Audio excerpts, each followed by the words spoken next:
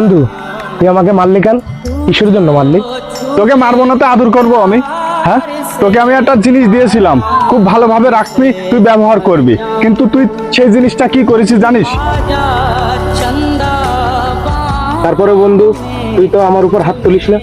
কি বিষয়ে এত রেগে আছিস তুই আমার উপর হাত তুললি? তুই আমার কাছ থেকে এই মাইক্রোফোনটা হাওলাত নিয়েছিলি তুই ব্যবহার করবি বলে, আর তুই এই মাইক্রোফোনটা কিভাবে দিলি? মাইক্রোফোনটা কি হয়েছে দেখেছিস?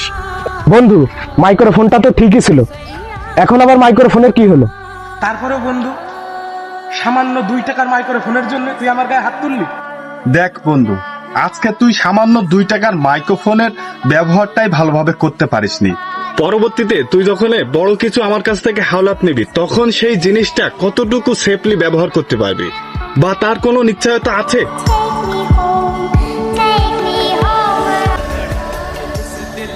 অন্যের জিনিস ব্যবহার করা কোনো সমস্যা নয়, কিন্তু সেই জিনিসের প্রতি দায়িত্বশীল হওয়া আমাদের কর্তব্য।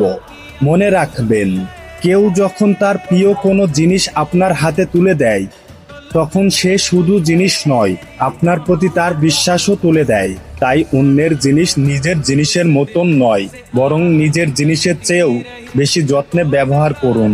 কারণ নষ্ট হওয়া জিনিস হয়তো আবার কেনা যায়, কিন্তু নষ্ট হওয়া বিশ্বাস সহজে ফিরে আসে না। আর মনে রাখবেন, জিনিসের মূল্য টাকায় মাপা যায়, কিন্তু বিশ্বাসের মূল্য কখনো টাকায় মাপা যায় না।